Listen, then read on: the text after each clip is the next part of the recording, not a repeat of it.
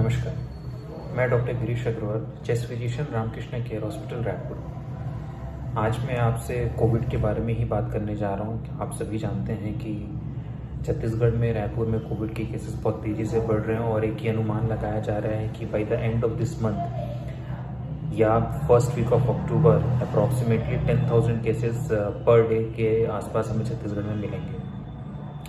तो सबसे पहले मैं आप लोगों को ये बताना चाहूँगा कि कोविड में ट्रीटमेंट का पार्ट क्या है, इन्वेस्टिगेशन का पार्ट क्या है और उसको कैसे रिस्पॉन्स करना चाहिए।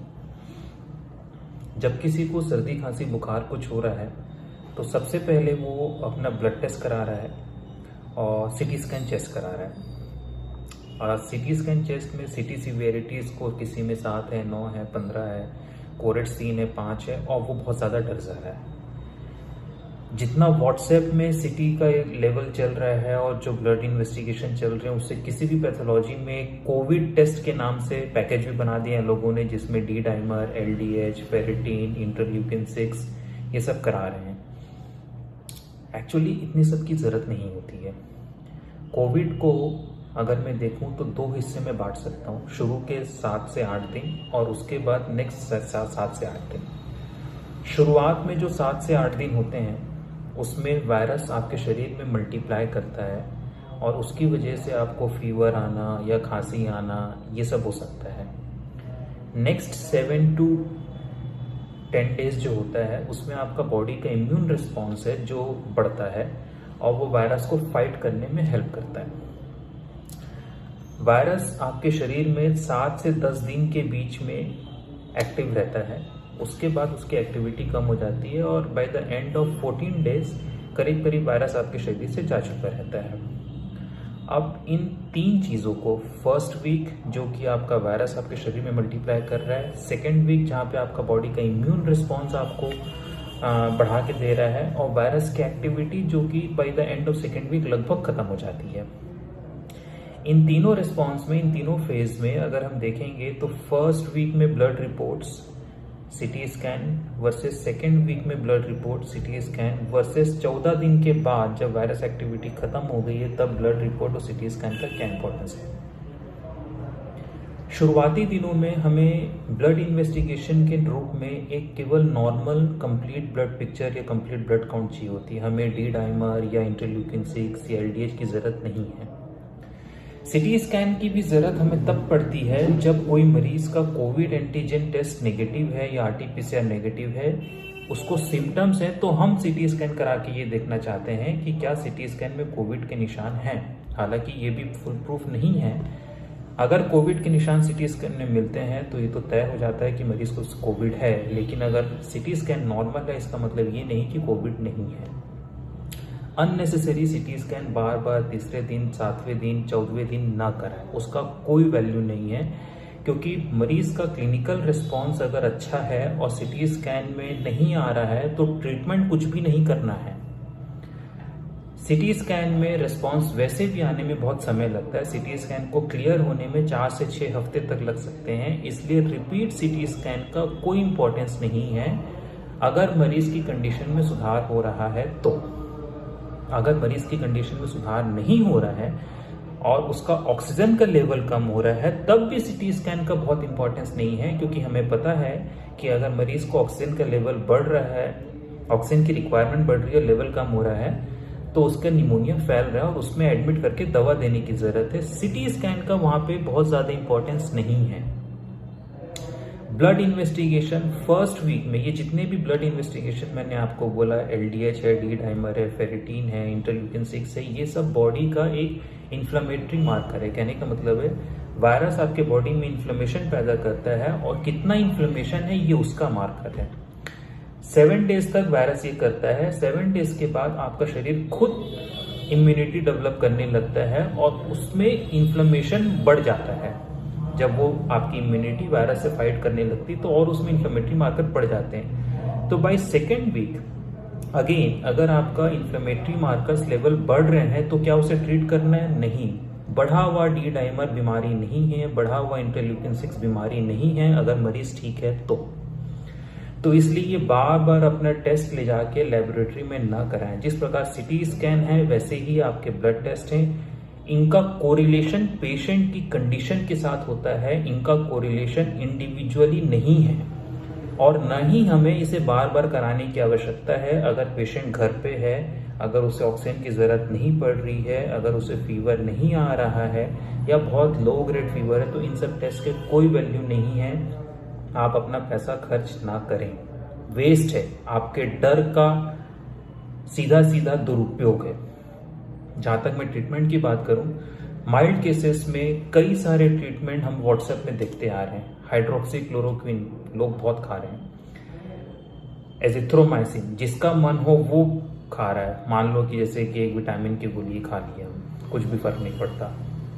डॉक्सीसाइक्लिन लोग खा रहे हैं, आइवरमेक्टिन बहुत खा रहे हैं, फेबिफ्लू बिना मतलब का खा रहे हैं। बेसिकली 3 अलग अलग प्रकार का रेजिम अभी तक हम देख चुके हैं माइल्ड केसेस ऑफ कोविड में।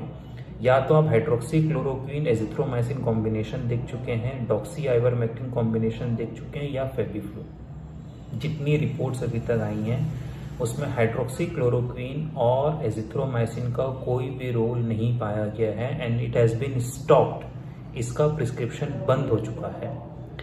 जहां पे डॉक्सीसाइक्लिन और आइवरमेक्टिन का है, अभी भी इसकी स्टडीज चल रही हैं। मैं बहुत सारी रिपोर्ट्स ऐसी आई हैं कि इसमें कोई भी इफेक्टिविटी इसकी नहीं है, सिवाय एक ऑस्ट्रेलियन रिसर्च के जो कहता है कि ये इफेक्टिव है। तो इसका भी प्लस माइनस इंडिकेशन है। फेविपिरावीर या फेबिफ्लू जो है वो ओरिजिनली जापान में बनी हुई दवा है और उसका रिसर्जेंस हुआ है फिर से कोविड में, हम देख रहे हैं। लेकिन अभी तक फेविपिरावीर से कोविड का ट्रीटमेंट होता है या नहीं होता है, इस पे भी कोई क्लैरिटी नहीं है। अभी इस पे पेपर्स आने बचे हैं।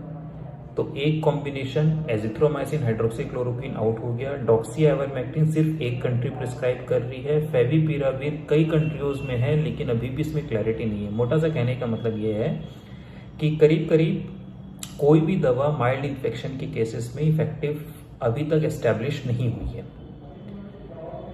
तीसरी चीज ट्रीटमेंट के पार्ट को लेके जो मैं बोलना चाहूंगा वो ये है कि 90% लोगों का कोविड अपने आप ठीक हो जाता है। अब उसमें आप डॉक्सी आइवरमेक्टिन दिए तो आपको लगा कि वो ठीक हो गया, इसलिए आपने वो लेने लग गए।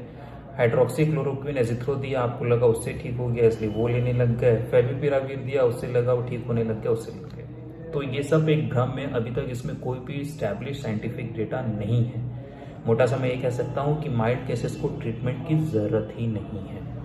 लेकिन लोगों का पैनिक इतना है, वो हर कोई चाहता है कि उसे कोई एंटीबायोटिक दिया जाए, उसे कुछ तो दवा दो, कुछ तो दवा दो, इतना ज्यादा प्रेशराइज करता है कि एक सोशल ट्रीटमेंट बन जा रहा है रादर देन एक मेडिकल ट्रीटमेंट कोविड के माइल्ड केसेस का। कोविड एक वायरल इलनेस है, इसमें एंटीबायोटिक का कोई भी रोल नहीं है। घर पे अगर आप लोग जो हैं, जो होम आइसोलेशन पे हैं, उनसे मेरी एक ही रिक्वेस्ट है कि आप सिर्फ अपना ऑक्सीजन का लेवल चेक करते रहिए। अगर आपका ऑक्सीजन का लेवल दिन में 3-4 बार आप चेक कर रहे हैं और 3-4 घंटे तक अगर लगातार ऑक्सीजन का लेवल 94-93 के नीचे है तो ही आपको हॉस्पिटल में एडमिशन की जरूरत है, अदरवाइज नहीं है। आप रश मत कीजिए, पैनिक मत कीजिए।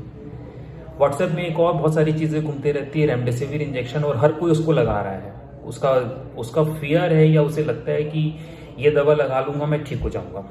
ऐसा नहीं है।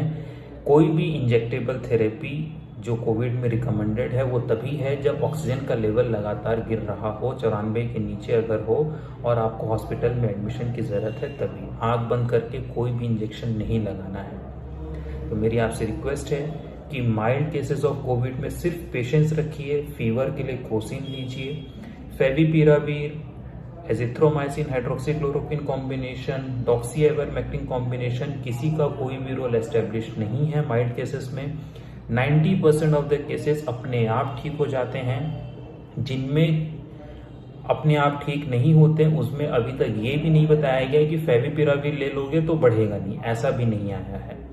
या हाइड्रोक्सीक्लोरोक्विन ले लोगे तो नहीं बढ़ेगा, ऐसा कुछ भी नहीं है। सो प्लीज मेरी आपसे रिक्वेस्ट है कि माइल्ड केसेस के लिए अननेसेसरी पैनिक क्रिएट करके अपने डॉक्टर से दवा ना लिखवाएं। जहां तक विटामिन सी, जिंक इनका सवाल है, तो ये एक प्रकार के इम्यून बूस्टर्स होते हैं और ये 10 दिन के खाने से फर्क नहीं पड़ता। ये आपके लाइफस्टाइल में मॉडिफिकेशन होता है और आप अभी natural source of vitamin C पे फोकस करें, वो ज़्यादा बेटर है रादर देन गोली चूसने के। तो अपनी इम्यूनिटी बढ़ाने का जो सिस्टम है वो एक अलग चीज़ है, कोविड के ट्रीटमेंट का जो सिस्टम है वो एक बहुत ही डिफरेंट चीज़ है। बार बार ब्लड इन्वेस्टिगेशन, कॉस्टली इन्वेस्टिगेशन न कराएं, इससे कुछ भी नहीं होना। फॉलो अप में 14 दिन के बाद दोबारा कोविड का टेस्ट कराने का कोई मतलब नहीं है, क्योंकि 14 दिन, 28 दिन, 21 दिन कभी भी अगर आप कोविड का टेस्ट रिपीट कराते हैं, हो सकता है वो पॉजिटिव है। मरे हुए वायरस की वजह से भी वो पॉजिटिव आता है।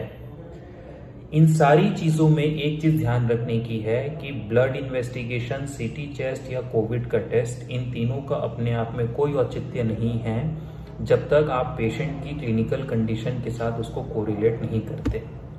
होम आइसोलेशन वाले मरीज के लिए एक ही क्लिनिकल कंडीशन है जो उसको चिंता का विषय बन सकती है, अगर उसका ऑक्सीजन का लेवल लगातार कम हो रहा है या फिर 7वें दिन, 8वें दिन भी फीवर बहुत ज़्यादा है।